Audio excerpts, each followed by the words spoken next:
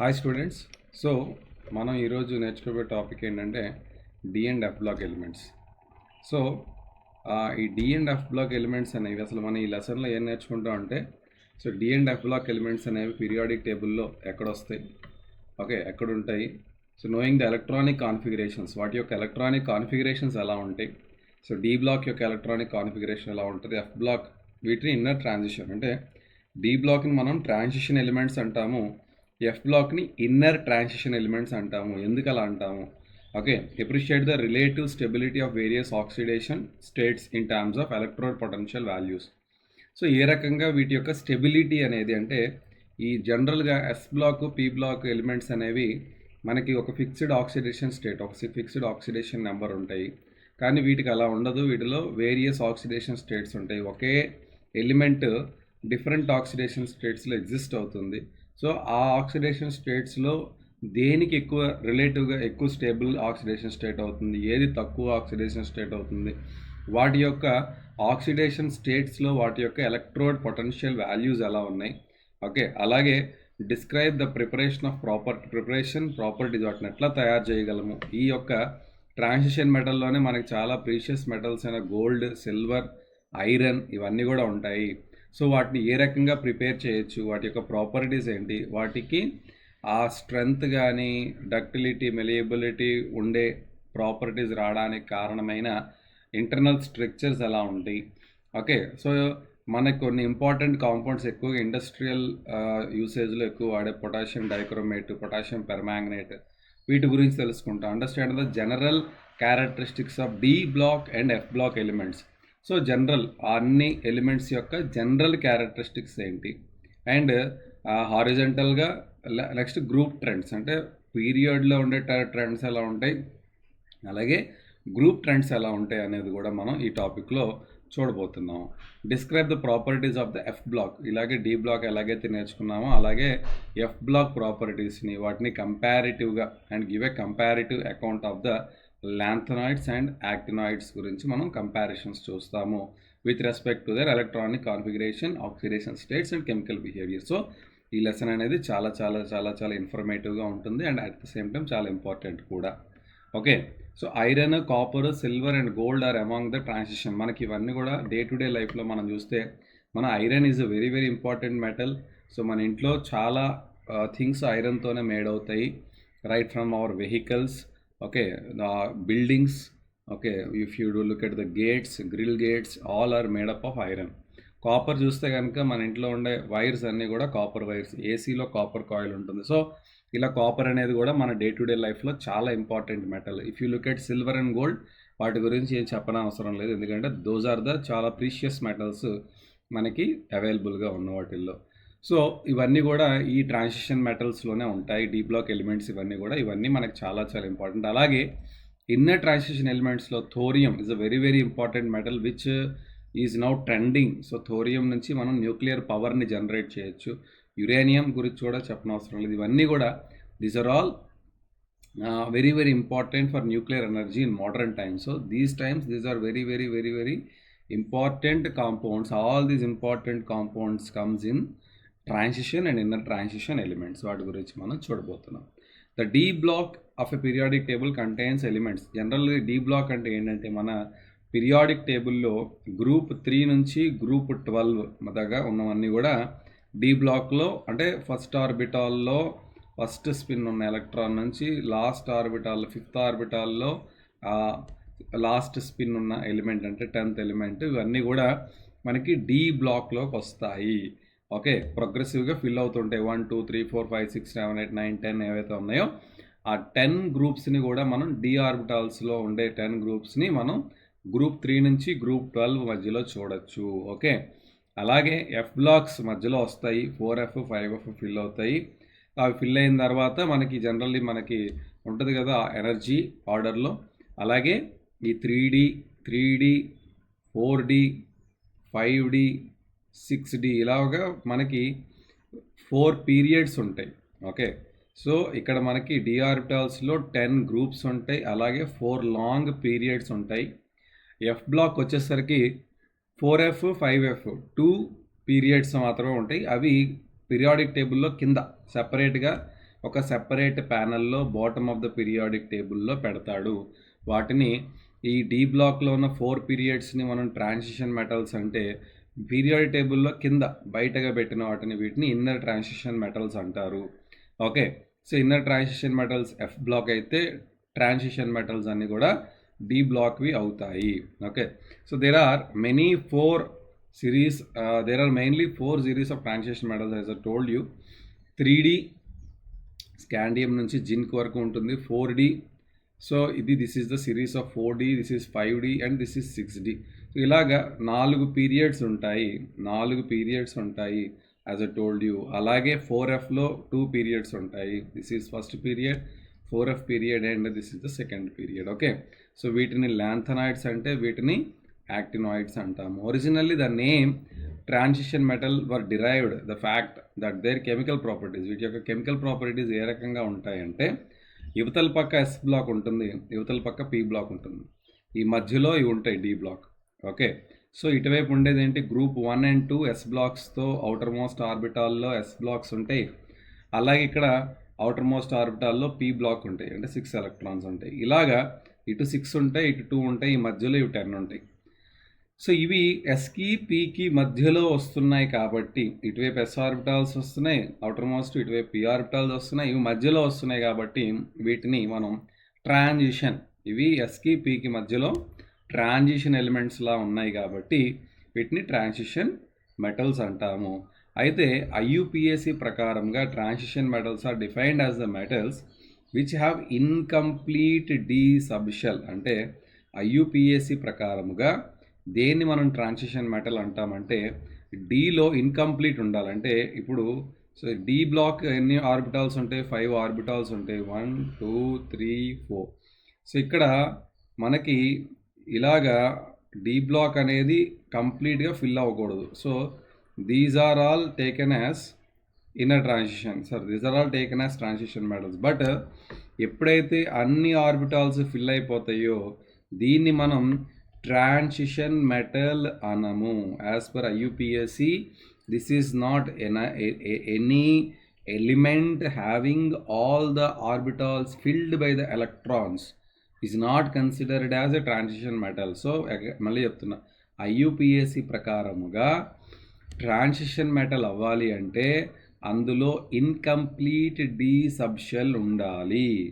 Neutral ఆటంలో కానీ లేదా ఎగ్జైటెడ్ స్టేట్ ఆర్ అయానిక్ ఫామ్లో కానీ దానిలో ఇన్కంప్లీట్ డి సబ్షెల్ ఉండాలి. డి సబ్షెల్స్ అన్నీ కూడా ఫిల్ అయిపోయి ఉన్నప్పుడు ఆ ఎలిమెంట్ని మనం ట్రాన్సిషన్ మెటల్ అనము. ఎగ్జాంపుల్ జింక్, క్యాడ్మియం, మెర్క్యూరీ ఇవన్నీ కూడా మనకి ఎక్కడ వస్తాయంటే గ్రూప్ 12లో వస్తాయి. అంటే గ్రూప్ 12 అంటే చివర, గ్రూప్ 12 అంటే ఇక్కడ ఈ D10 కాన్ఫిగరేషన్లో ఇవి ఉంటాయి. సో ఎప్పుడైతే D10 వచ్చేసిందో ఇది స్టేబుల్గా ఉంటుంది కాబట్టి దీన్ని మనం ట్రాన్సిషన్ మెటల్లో తీసుకోకూడదు. కానీ ఇవి ట్రాన్సిషన్ మెటల్లో ఎండింగ్లో ఉంటాయి కాబట్టి okay, so hence are not regarded as transition metals. However, being the end members, ఇవి ట్రాన్సిషన్ మెటల్స్లో ఎండ్ మెంబర్స్ కాబట్టి వీటిని ట్రాన్సిషన్ సిరీస్తో పాటునే మనం చదువుతాము, అంటే ఇదే లెసన్లో చదువుతాము వీటి యొక్క ప్రాపర్టీస్ గురించి కూడా. The presence of partly filled D F orbitals in their atoms make transition metals different. So ఎప్పుడైతే ఈ డి కానీ ఎఫ్ ఆర్బిటాల్లో పార్ట్లీ ఫిల్డ్ ఆర్బిటాల్స్ ఉంటాయి, అంటే కంప్లీట్గా అన్ని ఆర్బిటాల్స్ ఎలక్ట్రాన్స్తో ఫిల్ అవ్వకుండా ఎప్పుడైతే కొన్ని ఫిల్ అయ్యి ఆగిపోతాయో వాటి బిహేవియర్ అనేది ఒకేలా ఉంటుంది. ఫుల్లీ ఫిల్డ్ దాని బిహేవియర్ కొంత వేరేగా ఉంటుంది. ఓకే, సో అందుకు వాటిని మనం చూడబోతున్నాం యాజ్ ఎ అవి నాన్ ట్రాన్సిషన్గా ఉంటాయి. ఏవైతే కంప్లీట్గా ఫిల్ అయిపోతాయో అవి నాన్ ట్రాన్సిషన్ ఎలిమెంట్స్ లాగా బిహేవ్ చేస్తాయి. Hence transition elements and their compounds are studied separately. So కాబట్టి మనం ట్రాన్సిషన్ ఎలిమెంట్స్ని వాటిని సెపరేట్గా స్టడీ చేయబోతున్నాం ఈ టాపిక్లో. However the usual theory of valency as applicable to the non-transition elements. So valency theory ఏదైతే ఉందో అంటే octet configuration, half filled configuration ఇవన్నీ ఏవైతే ఉన్నాయో ఇవన్నీ కూడా దీనికి కూడా వర్తిస్తాయి. Okay, they are also applicable to the non transition elements also. Various precious metals such as silver, gold and platinum, industrially important metals like iron, copper, titanium, ఇవన్నీ కూడా అంటే ఇండస్ట్రియల్ మెటల్స్ ఏవైతే ఉన్నాయో అవన్నీ కూడా ట్రాన్సిషన్ ఎలిమెంట్స్లోనే మనకి దొరుకుతాయి. In this unit we shall first deal with the electronic configuration, తర్వాత అక్కరెన్స్, తర్వాత general characteristics of the transition metals with special emphasis on the trends in the properties. So మనం ఇప్పుడు ఈ లెసన్లో ఎలక్ట్రానిక్ కాన్ఫిగరేషన్ ఏ రకంగా ఉంటుంది, అన్ని ఎలిమెంట్స్ యొక్క ఎలక్ట్రానిక్ కాన్ఫిగరేషన్, అవి ఎట్లా మనకి అక్కర్ అవుతున్నాయి నేచర్లో, ఏ రకంగా మనకి దొరుకుతున్నాయి, అలాగే వాటి యొక్క క్యారెక్టరిస్టిక్స్ ఏంటి, అవి ఏ రకంగా మారుతున్నాయి, గ్రూప్లో ఏ రకంగా మారుతున్నాయి, వాటి ట్రెండ్స్ ఎలా ఉన్నాయి అనేది కూడా మనం చూడబోతున్నాము. Along with the preparation and property of some important కాంపౌండ్స్ని ఎట్లా తయారు చేస్తాము, తయారు చేసే క్రమంలో వాటికి వచ్చే ప్రాపర్టీస్ ఏంటి, ఇవన్నీ కూడా మనం ఈ లెసన్లో డిస్కస్ చేయబోతున్నాం. This will be followed by consideration of certain general aspects such as electronic configurations, oxidation states, chemical reactivity of inner transition కూడా మనం చూడబోతున్నాం. ఇవి ట్రాన్సిషన్తో పాటు ఇన్నర్ ట్రాన్సిషన్ మెటల్స్ గురించి కూడా ఈ లెసన్లో మనం చూడబోతున్నాము. Okay, the transition elements D block. So the D block occupies the large middle section of the periodic table flanked between S and P blocks in the periodic table. ఇందాక చెప్పినట్టుగా మనకి S it ఉంటుంది left side, P right side ఉంటుంది, ఈ మధ్యలో చాలా పెద్ద stretch ఉంటుంది, ఆ స్ట్రెచ్ అంతా కూడా ఈ డి బ్లాక్ ఎలిమెంట్స్ ఉంటాయి, ఈ డి బ్లాక్ ఎలిమెంట్స్ అనేవి ఉంటాయి. Okay, the D orbitals of the penultimate energy level of the atoms receive electrons gives rise to 4 rows of the transition metals. ఇందులో 4 rows ఉంటాయి, ఒకటి 3D, తర్వాత 4D, 5D అండ్ 6D, ఇలాగా మనకి 4 rows అనేవి ఉంటాయి, దాన్ని 4 periods అని అంటాము. In general the electronic configuration ఈ డి ఆర్బిటాల్లోకి యాక్చువల్లీ డి ఆర్బిటాల్లోకి ఎలక్ట్రాన్ ఎప్పుడు వస్తుంది, ఫర్ ఎగ్జాంపుల్ మీరు ఇప్పుడు చూస్తే 1s, 2s, 2p, 3s, 3p, 3d and 4s కదా. సో మనం చూస్తే కనుక జనరల్గా 1s ఫస్ట్ ఫిల్ అవుతుంది, తర్వాత 2s ఫిల్ అవుతుంది, తర్వాత 2p, తర్వాత 3s ఫిల్ అవుతుంది, 3p తర్వాత ఎలక్ట్రాన్ ఎక్కడికి వెళ్తుంది, 4sకి వెళ్తుంది. సో ఫస్ట్ 4s ఫిల్ అయిన తర్వాతే 3D ఫిల్ అవుతుంది. కాబట్టి సో n-1లోకి D రావాలి అంటే n-1లోకి ఎలక్ట్రాన్ రావాలంటే ముందు ns అనేది ఫిల్ అవ్వాలి, అంటే 4s ఫిల్ అయితేనే 3Dలోకి ఎలక్ట్రాన్ వస్తుంది, 5s ఫిల్ అయితేనే 4Dలోకి ఎలక్ట్రాన్ వస్తుంది.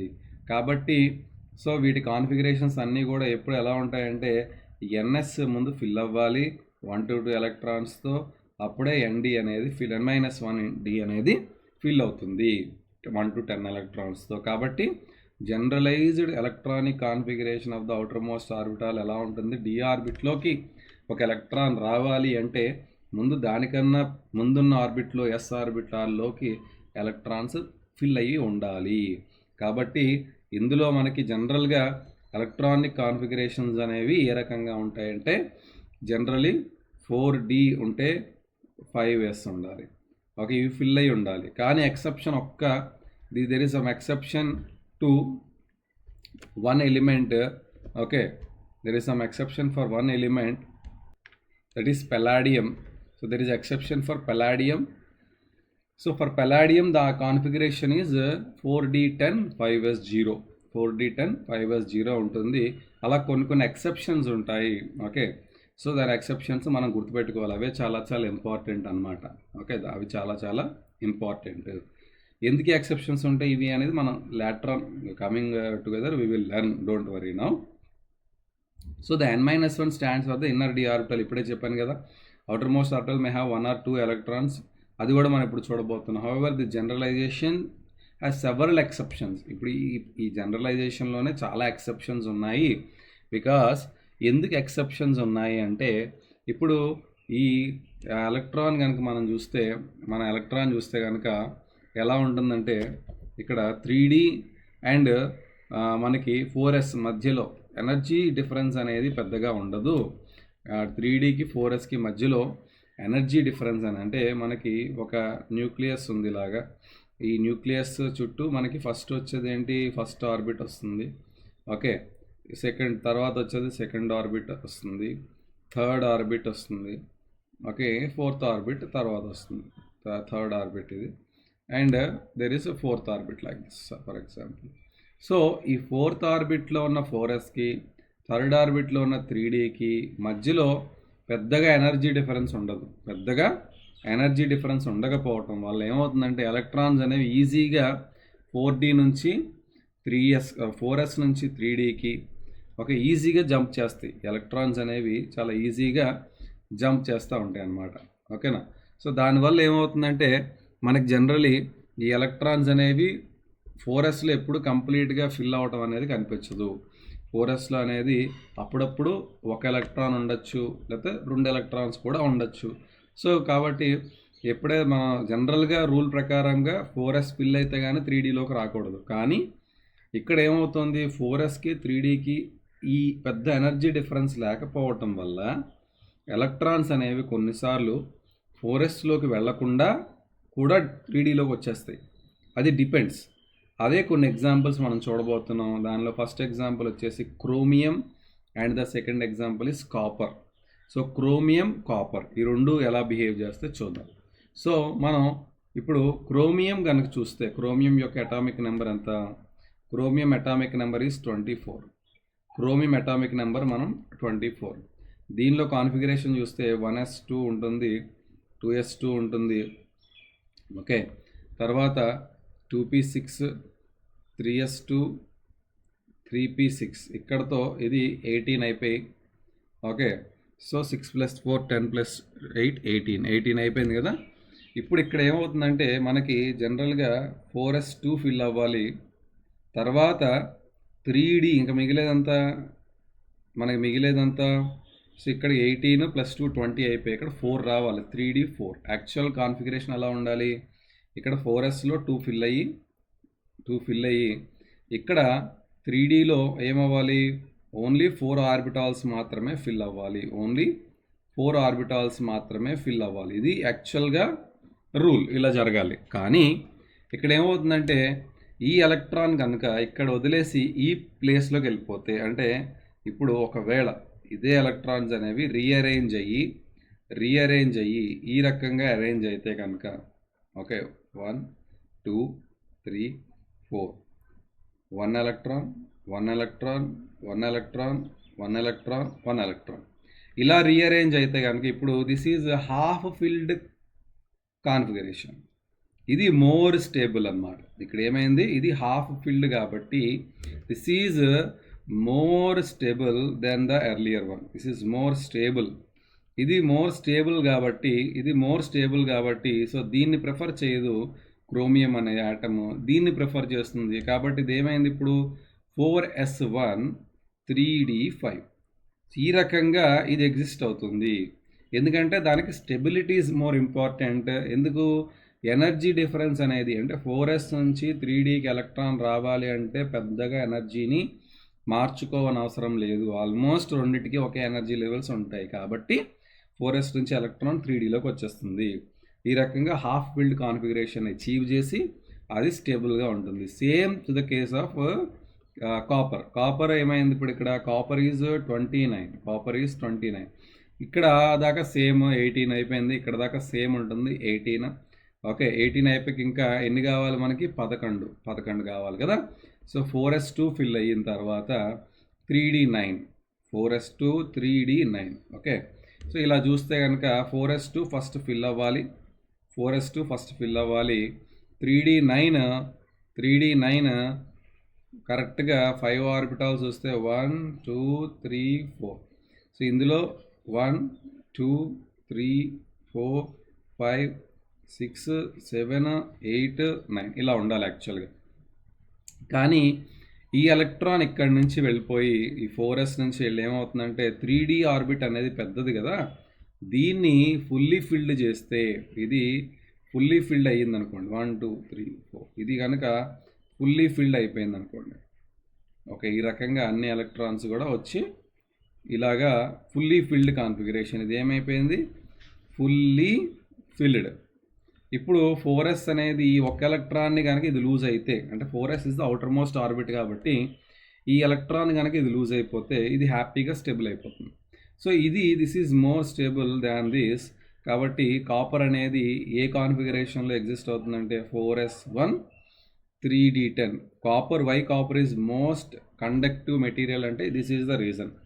దానికి 4sలో ఒక ఎలక్ట్రాన్ ఖాళీగా తిరుగుతుంది, ఆ ఎలక్ట్రానే మనకి కరెంట్ని కండక్ట్ చేస్తుంది. Same in the case of silver కూడా ఇలాగే కాపర్ కిందే ఉంటుంది, అది ఇంకా హైలీ కండక్టివ్ అది.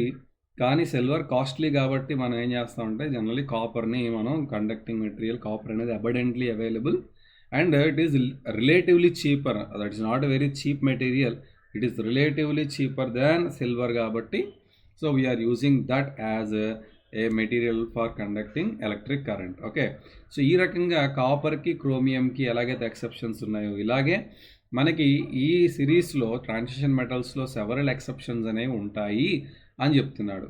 Okay, so the ground state electronic configuration of the outermost orbitals of transition metals are given in the table 4.1. ఇందులో మనకి చూస్తే కనుక సో 4s ఇందులో 2 నిండిపోతాయి, 3d 1 ఉంటుంది, 4s2 ఉంటాయి, 3d 2 ఉంటుంది, 4s2 ఉంటాయి, 3d 3 ఉంటుంది. ఇక్కడికి వచ్చేసరికి మాత్రం మారింది, ఎందుకు ఇక్కడ హాఫ్ ఫిల్డ్ కాన్ఫిగరేషన్ రావాలి కాబట్టి 4s1 3d 5, మళ్ళీ అగైన్ 4s2 3d 5, దాని తర్వాత 4s2 3d 6, 4s2 3d 7, 4s2 3d 8, 4s1 3d 10. ఇక్కడ కూడా ఫుల్లీ ఫిల్డ్ రావాలి కాబట్టి మారింది. అగైన్ ఇది ఇస్తాం 4s2 3d 10 ఫుల్లీ ఫిల్డ్, ఇది కంప్లీట్ నో ప్రాబ్లం.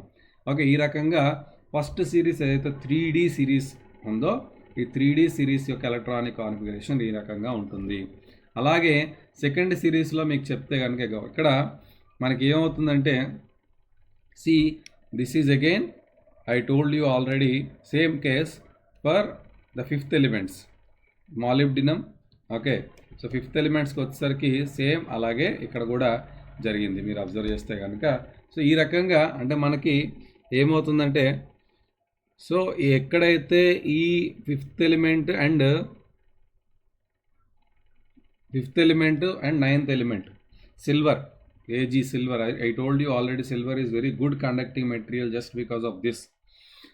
ఈ సింగిల్ ఎలక్ట్రాన్ అనేది ఫ్రీగా తిరుగుతుంది. ఓకే, అలాగే ఇక్కడ కూడా same everywhere it is same. ఇక్కడ థర్డ్ సిరీస్కి వచ్చేసరికి మాత్రం ఇక్కడ ఏమవుతుంది, ఇక్కడ జరగల, ఇక్కడ 6s2 5d 10 దగ్గర అది జరగలేదు, బట్ ఇక్కడ జరిగింది. ఓకే, సో ఇలాగా అంటే మనకి చిన్న చిన్న ఎక్సెప్షన్స్ ఉంటాయి, ఆ ఎక్సెప్షన్స్ అనేవి మనం చూస్తూ ఉండాలి. ఓకే, సో గోల్డ్ ఇక్కడే ఉంది, సిల్వర్ ఇక్కడే ఉంది.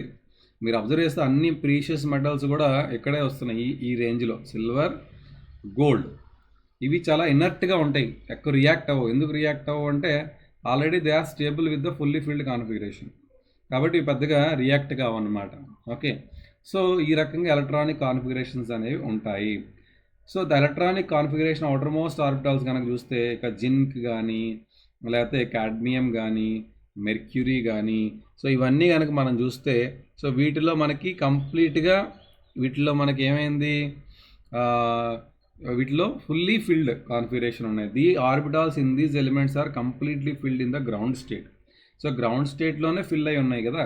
కామన్ ఆక్సిడేషన్ స్టేట్ అంటే జనరల్ ఇవి ఏం చేస్తాయి, మహా అయితే ఈ లాస్ట్ ఆర్బిట్లో ఉన్న 2 ఎలక్ట్రాన్స్ ఉన్నాయి కదా, ఈ 7s2 ఎలక్ట్రాను, 6s2 ఎలక్ట్రాను, లేదా ఇక్కడ 5s2 ఎలక్ట్రాన్ని బయటికి పంపించేస్తే వీళ్ళకి ఆల్మోస్ట్ అవుటర్మోస్ట్ ఆర్బిట్ అనేది ఫిల్ అయిపోయి ఉంటుంది. ఓకే, కాబట్టి ఇవి ఎప్పుడైనా ఏం చేస్తాయి, ఈ +2 ఆక్సిడేషన్ స్టేట్లోకి వెళ్ళినా కూడా ఒకవేళ లాస్ట్ 2 ఎలక్ట్రాన్స్ని బయటికి పంపించేసినా కూడా ఇవేం చేస్తాయి, ఫుల్లీ ఫిల్డ్ కాన్ఫిగరేషన్ స్టేట్లోనే ఉంటాయి. కాబట్టి వీటిని జనరల్లీ మనం ట్రాన్సిషన్ మెటల్స్గా మనం చూడకూడదు. So therefore they are not regarded as transition elements. The d orbital of the transition elements protrude to the periphery of an atom more than the orbitals s and p, hence they are more influenced by the surrounding as well as affect the atoms or molecules surrounding them. ఇవి ఏమవుతాయంటే d black అనేది ఇవి transition elements అండి, ఇవేంటివి transition elements. So కాబట్టి ఇక్కడ ఇవి almost ఏమవుతుంది, ఇవి yes black ఒక పక్క ఉంటాయి, ఓకే, అలాగే పీ బ్లాక్ ఒక పక్క ఉంటాయి. ఒక పెరిఫరీ ఏమో ఎస్ బ్లాక్తో టచ్ అయి ఉంటుంది, ఇంకో పెరిఫరీ ఏమో పీ బ్లాక్తో టచ్ అయి ఉంటుంది. కాబట్టి ఇవి ఒక పక్క ఎస్ బ్లాక్తో ఇన్ఫ్లుయెన్స్ అవుతాయి. ఇటువైపు చూస్తే ఎస్ బ్లాక్ వీడి ఫ్రెండ్, కాబట్టి ఎస్ బ్లాక్ యొక్క ఇన్ఫ్లుయెన్స్ లెఫ్ట్ సైడ్ ఉన్న ఎలిమెంట్స్ మీద ఉంటుంది. ఇంకో పక్క రైట్ సైడ్ చూస్తే పీ బ్లాక్ ఉన్నాడు. సో వీడితో ఫ్రెండ్షిప్ చేసే ఎలిమెంట్స్ వాటిలా బిహేవ్ చేయడానికి ట్రై చేస్తాయి. ఈ బిహేవియర్లో ఏమవుతుందంటే ఈ ట్రాన్సిషన్ మెటల్లోనే ఒక మెటల్ ఇంకో మెటల్ యొక్క ఇన్ఫ్లుయెన్స్ చేయడానికి ట్రై చేస్తుంది. అంటే ఒక మెటల్ ప్రాపర్టీస్ ఒకలా ఉంటాయి, ఇంకో మెటల్ ప్రాపర్టీస్ ఒకలా ఉంటాయి. ఎందుకంటే ఒకడు పీతో ఫ్రెండ్షిప్ చేస్తున్నాడు, ఇంకోడేమో ఎస్తో ఫ్రెండ్షిప్ చేస్తున్నాడు. సో ఈ ఎస్తో ఫ్రెండ్షిప్ చేస్తున్నాడు వాడి యొక్క ఇన్ఫ్లుయెన్స్ని పీతో ఫ్రెండ్షిప్ చేస్తున్నాడు మీద చూపిద్దామని ట్రై చేస్తాడు. ఈ రకంగా they are more influenced by the surroundings as well as affect the atoms or molecules surrounding them. So first of all ఇవి ఎస్ అండ్ పీ బ్లాక్తో ఎఫెక్ట్ అయ్యి ఇన్ఫ్లుయెన్స్ అయ్యి ఆ ఇన్ఫ్లుయెన్స్ వల్ల వాటి పక్కనున్న సరౌండింగ్ ఎలిమెంట్స్ని కూడా ఇన్ఫ్లుయెన్స్ చేస్తాయి. In some respects ions of the given DN configuration, అంటే ఏవైతే అయాన్స్ ఉంటాయో D1, D2, D3 ఇలాగా ఎలక్ట్రాన్స్ని వదులుకొని మిగిలిన ఎలక్ట్రాన్స్తో ఫామ్ అయిన అయాన్స్ ఏవైతే ఉంటాయో వీటన్నిటికీ కూడా మ్యాగ్నెటిక్ అండ్ ఎలక్ట్రానిక్ ప్రాపర్టీస్ అనేవి సిమిలర్గా ఉంటాయి. ఇంకా ఏం చెప్తున్నాడు, సో వీటి యొక్క మ్యాగ్నెటిక్ బిహేవియర్ ఎలక్ట్రానిక్ ప్రాపర్టీస్ అనేవి సిమిలర్గా ఉంటాయి. ఎందుకంటే అన్నిట్లోని కూడా డి బ్లాక్ అనేది పార్షియల్లీ ఫిల్ అయ్యి ఉంది కాబట్టి వీటన్నిటి యొక్క జాగ్రత్త గుర్తుపెట్టుకోండి, మ్యాగ్నెటిక్ అండ్ ఎలక్ట్రానిక్ ప్రాపర్టీస్ అనేవి సిమిలర్గా ఉంటాయి. ఓకే, మళ్ళీ చెప్తున్నా. In some respects ions of given dn configuration have similar magnetic and electronic properties with partly filled d orbitals. These elements exhibit certain characteristics properties such as display of variety of oxidation states. అయితే వీటిల్లో ఉన్న special quality ఏంటంటే, as I told you earlier, ఇవి ఒకే oxidation స్టేట్లో exist అవ్వవు. ఎందుకంటే D బ్లాక్లో చాలా ఎలక్ట్రాన్స్ ఉన్నాయి, అలాగే దాని ముందున్న ఎస్ ఆర్బిటల్ కూడా ఫిల్ అయ్యి ఉంది. కాబట్టి కొన్నిసార్లు ఎస్ ఆర్బిటల్ ఎలక్ట్రాన్స్ని బయటికి పంపించి ఒక ఆక్సిడేషన్ స్టేట్లో ఎగ్జిస్ట్ అవుతాయి, లేదా కొన్నిసార్లు డి బ్లాక్లో కూడా కొన్ని ఎలక్ట్రాన్స్ని బయటికి పంపిస్తే హాఫ్ ఫిల్డ్ కాన్ఫిగరేషన్ రావచ్చు. కాబట్టి ఇందులో డిఫరెంట్ ఆక్సిడేషన్ స్టేట్స్ ఎగ్జిస్ట్ అవుతాయి. ఓకే, సో కాబట్టి ఈ డి బ్లాక్ ఎలిమెంట్ అనేది ఒకే ఆక్సిడేషన్ స్టేట్లో ఉండదు, మల్టిపుల్ ఆక్సిడేషన్ స్టేట్స్ ఇది ఎగ్జిస్ట్ అవుతుంది. దానివల్ల ఇది కలర్డ్ అయాన్స్, అంటే ఒక ఆక్సిడేషన్ స్టేట్లో ఒక రకమైన కలర్తో ఇది ఎగ్జిస్ట్ అయితే ఇంకో ఆక్సిడేషన్ స్టేట్లో ఇంకో రకమైన కలర్ ఇది చూపిస్తుంది. సో దీనివల్ల and also it can enter ligands. It's a very very important concept, దీన్ని సపరేట్గా మనం చదువుతాం లైగాండ్స్ గురించి. ఈ లైగాండ్స్ అనేవి ఒక కాంప్లెక్స్ మెటల్స్ ఇవి.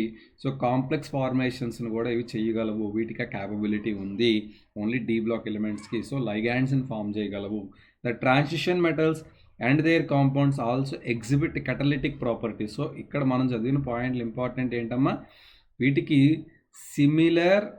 Similar magnetic and electronic properties ఉంటాయి. Similar magnetic and electronic properties ఉంటాయి. అలాగే మల్టిపుల్ ఆక్సిడేషన్ స్టేట్స్ ఉంటాయి. అలాగే కలర్డ్ అయాన్స్ని ఫామ్ చేస్తాయి. అలాగే లైగాండ్స్ని కూడా ఫామ్ చేస్తాయి. అలాగే కెటలిస్ట్స్ కింద యాక్ట్ చేస్తాయి. కెటలిస్టిక్ బిహేవియర్ ఉంటుంది. అలాగే పారామాగ్నెటిక్ బిహేవియర్ ఉంటుంది. So all these characteristics have been discussed in detail. So ఈ యూనిట్లోనే మనం దీని గురించి ఇంకా డీటెయిల్డ్గా మనం నేర్చుకోబోతున్నాము. That will be discussed in the next session. Thank you so much. Okay, so I hope you have liked this session. మీకు అర్థమైతే కనుక సో లైక్ చేయండి. Okay, thank you.